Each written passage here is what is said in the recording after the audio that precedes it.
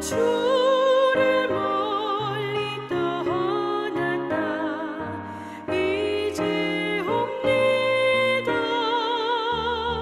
나 죄의 길에 시달려 주여 옵니다. 나 이제 왔으니 내 집을 찾아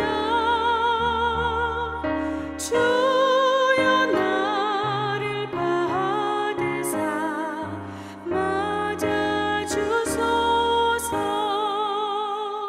그 귀한 세월 보내고 이제 옵니다. 나 뉘우치는 눈물로 주여 옵니다. 나 이제 왔으니 내 집을 찾아 주여 나를 받으사 맞아 주소서. 나 죄에 매여 고달파 이제 옵니다. 주 크신 사랑 받고자 주여 옵니다. 나 이제 왔으니 내 집을 찾아 주여 나를 받으사 맞아 주소서.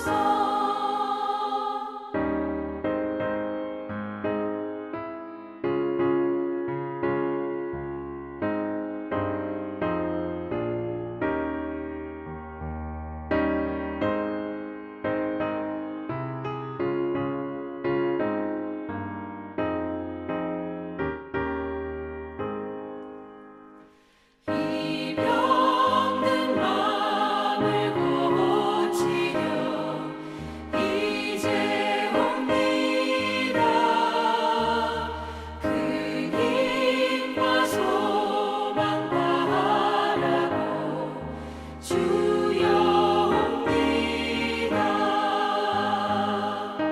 나 이제 왔으니 내 집을 찾아 주여 나를 받으사 맞아 주소서. 나 바랄 것이 무언가 우리 주 예수 날 위해 죽임 당하신 믿고 옵니다. 나 이제 왔으니 내 집을 찾아 주여 나를 받으사 맞아 주소서. 하나님 말씀은 시편 51편입니다. 시편 51편입니다. 하나님이여 주의 인자를 따라 내게 은혜를 베푸시며 주의 많은 긍휼을 따라 내 죄악을 지워 주소서.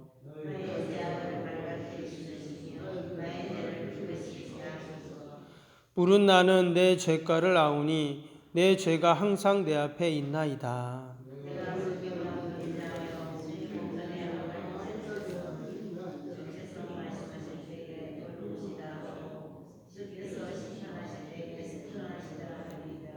내가 죄악 중에서 출생하였으며 어머니가 죄 중에서 나를 잉태하였나이다.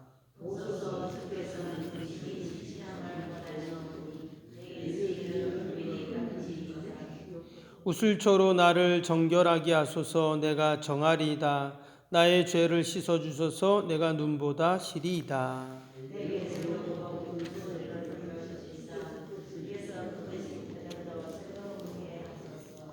주의 얼굴을 내 죄에서 돌이키시고 내 모든 죄악을 지워 주소서.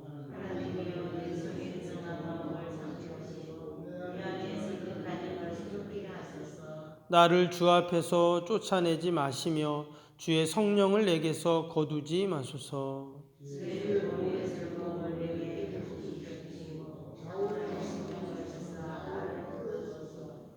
그리하면 내가 범죄자에게 주의 도를 가르치리니 죄인들이 주께 돌아오리이다.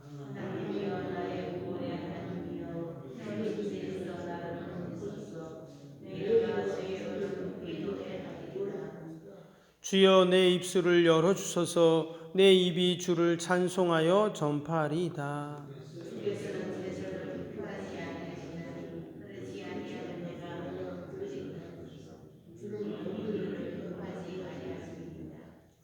하나님께서 구하시는 제사는 상한 심령이라. 하나님이여 상하고 통회하는 마음을 주께서 멸시하지 아니하시리이다.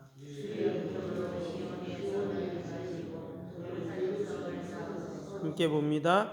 그때 주께서 의로운 제사와 번제와 온전한 번제를 기뻐하시리니 그때 그들이 수소를 주의 제단에 드리리이다. 아멘. 오늘 시편 51편은 다윗의 대표적인 참회시 또 회개시입니다. 표제에 기록되어 있는 것처럼 다윗이 밧세바와 동침한 이후에 그 나단 선지자가 그에게 와서 그의 죄를 지적했을 때 그가 하나님 앞에서 통회하며 참회하는 그러한 기도를 드렸던 내용이죠. 오늘 이 시편은 한 개인의 참회를 넘어서 근본적으로 하나님을 떠난 인생들이 어떻게 인간의 본성에 따라 살아가는가, 또 반면에 우리 인생에 하나님의 사제의 은총으로 인하여 주시는 그 하늘의 평강이 없이는 결코 살 수 없다 하는 것을 우리에게 교훈하는 너무나 귀한 시편입니다. 다윗은 이스라엘 역사상 가장 위대한 왕으로 평가받고 있습니다. 그래서 우리가 신약 성경을 읽어보면 마태복음 1장 1절에 어떻게 시작이 됩니까? 아브라함과 다윗의 자손 예수 그리스도의 계보다 이렇게 시작이 되죠. 그래서 예수님을 언급하기 위해서 먼저 아브라함과 다윗을 이야기를 합니다. 그만큼 다윗의 위치가 대단한 것이죠. 이스라엘에 수많은 왕들이 있었습니다. 그 가운데 어떤 왕은 성경에 한 줄도 기록되어 있지 않는 그런 왕도 있습니다. 근데 우리가 성경에서 다윗이라는 이름을 찾는 것은 결코 어렵지 않죠. 특별히 사무엘 상하서에 보면 이스라엘의 초대 왕이 사울 왕이었는데 사울 왕보다는 다윗에 대한 내용이 훨씬 많이 기록이 되어 있습니다. 사도행전 13장 33절에는 하나님이 사무엘 선지자를 통해서 다윗을 뭐라고 했습니까? 그는 내 마음에 합한 자다. 내가 그를 통해서 하나님의 뜻을 다 이루겠다. 이런 말씀이 기록되어 있습니다. 하나님이 다윗을 세우시고 그의 왕위를 계속 유지할 수 있게 하신 이유가 무엇이었는가? 바로 그를 통해서 하나님의 뜻을 다 이루겠다 이렇게 말씀을 하셨어요. 결국 육신의 혈통뿐만 아니라 하나님은 다윗을 통한 영적인 혈통까지 이루어 가셔서 결국 그의 자손을 통해 온 일을 구원하실 메시아 예수 그리스도를 오게 하셨습니다.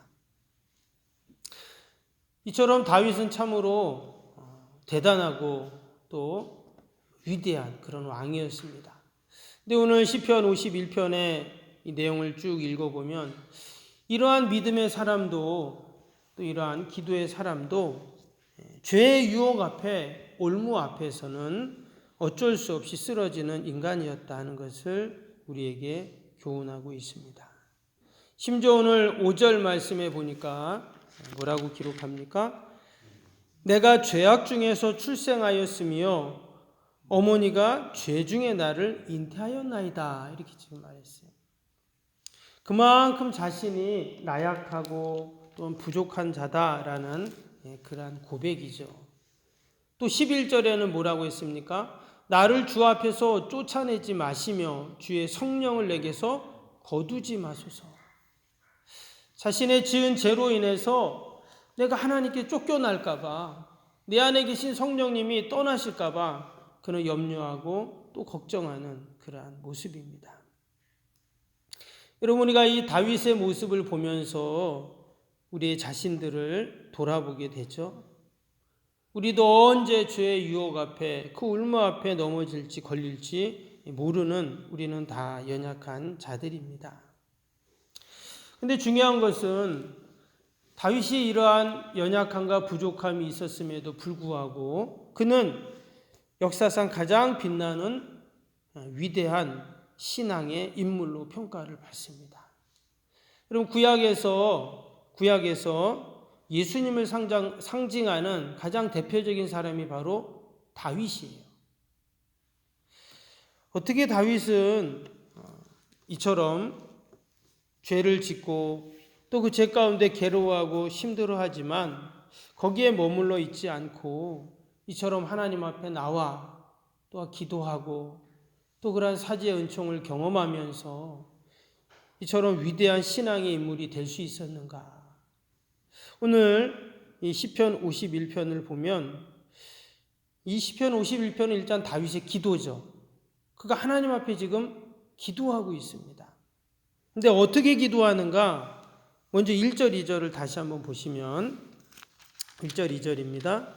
하나님이여 주의 인자를 따라 내게 은혜를 베푸시며 주의 많은 긍휼을 따라 내 죄악을 지워주소서. 나의 죄악을 맑게 씻으시며 나의 죄를 깨끗이 제하소서. 먼저 그는 하나님 앞에 은혜를 구하고 긍휼을 구하고 있죠. 여러분, 우리는 하나님의 은혜가 아니고 긍휼이 아니면은 살 수 없습니다. 오늘도 우리가 이 새벽에 기도할 때 하나님의 은혜를 구하고 긍휼을 구할 수 있기를 바랍니다. 그가 구한 은혜와 긍휼은 무엇이었습니까? 바로 사죄의 은총이었습니다. 하나님이 내 죄를 용서해 주지 않으시고 나의 죄를 지워주지 않으면 하나님, 나는 살 수가 없습니다. 이것은 또 다른 한편으로는 하나님 용서해 주세요 하는 회개의 기도인 것이죠. 자신이 저지른 죄로 인해서 그가 얼마나 괴로워했는지 하나님 앞에서 좀 다 지워주십시오. 이렇게 지금 기도를 하고 있습니다. 하나님 앞에서 진심으로 통회하는 그러한 모습이죠.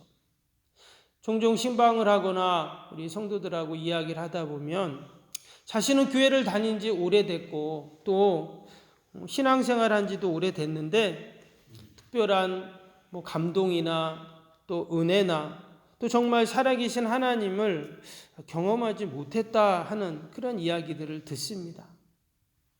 그러니까 신앙생활이 밋밋한 것이죠. 자신도 좀 뜨겁게 신앙생활하고 싶은데 그게 안 된다는 거예요. 근데 또 어떤 분은 반면에 하나님 앞에 정말 통회하고 눈물 콧물 다 흘리면서 애통함으로 그 하나님이 베푸시는 구원의 은혜들을 경험한다 하는 그런 이야기를 또 듣게 됩니다. 여러분, 그 이유가 무엇입니까? 그 차이가 뭘까요? 결국은 진정한 회개의 문을 통과했는가 그렇지 않은가의 차이인 것이죠.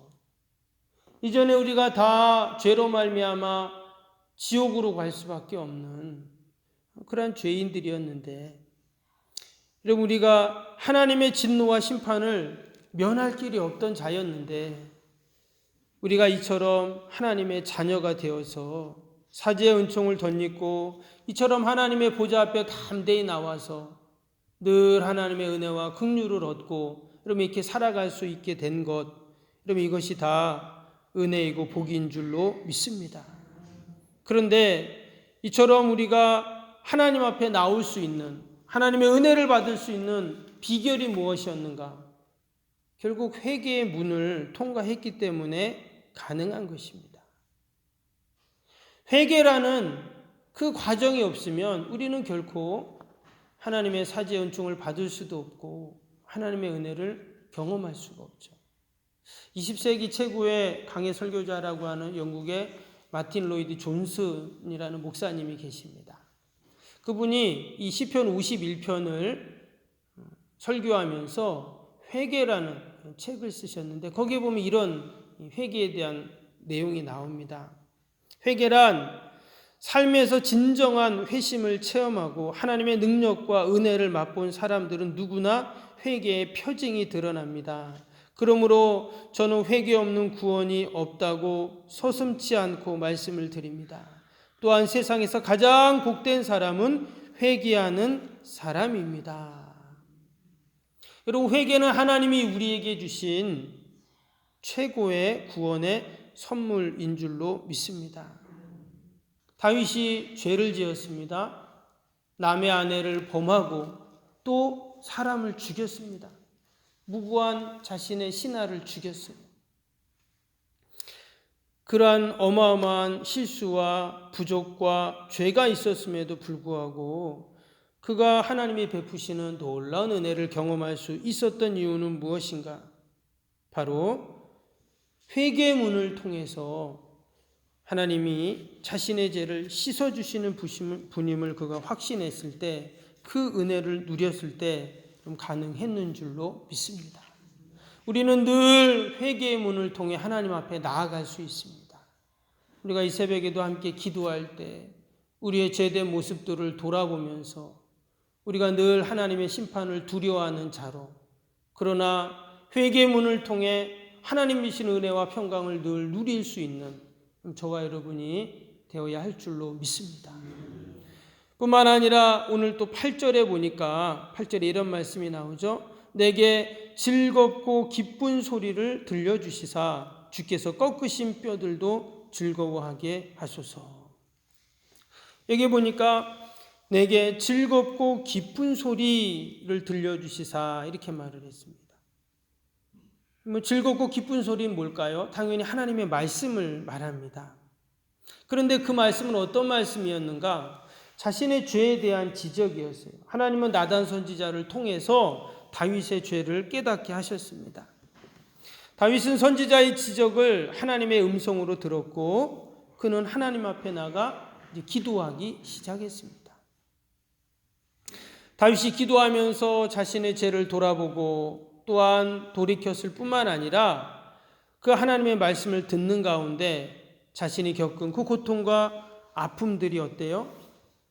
결국은 즐거움으로 변할 것이라는 그 믿음을 갖고 하나님 앞에 기도했던 것이죠. 주께서 꺾으신 뼈들도 즐거워하게 하소서. 그는 그렇게 고백을 했습니다. 그 죄악으로 말미암아 얼마나 괴로워했는지 마치 뼈가 꺾어졌다고 그랬어요. 뼈가 꺾어지면 얼마나 아픕니까?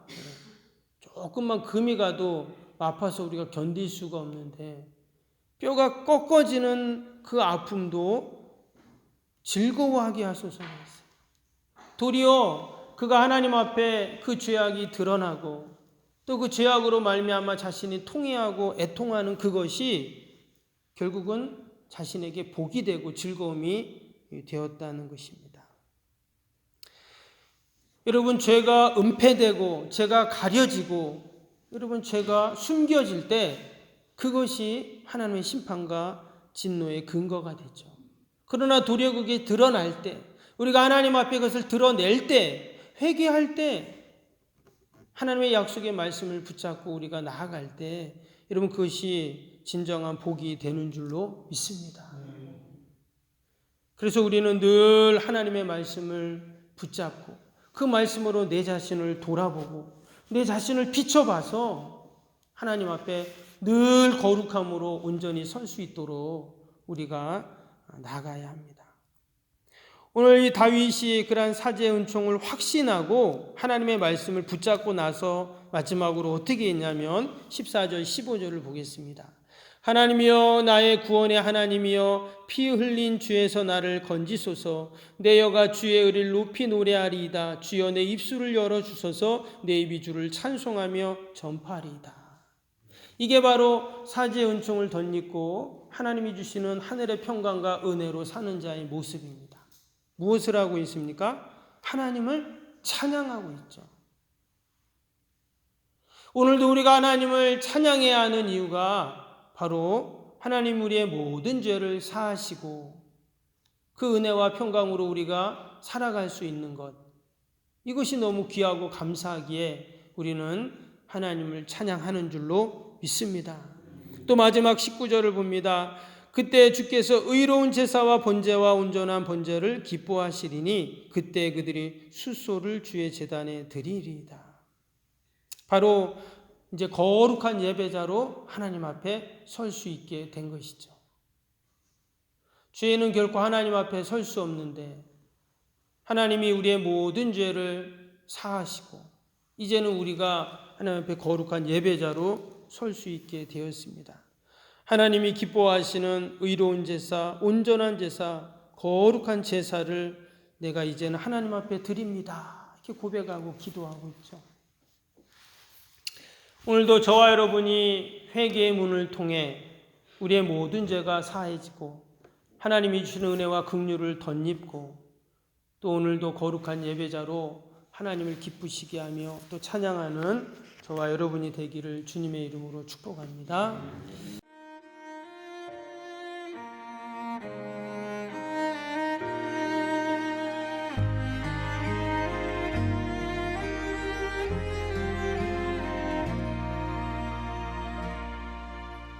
나는 하나님을 예배하는 예배자입니다. 내가 서 있는 곳 어디서나 하나님을 예배합니다. 나는 하나님을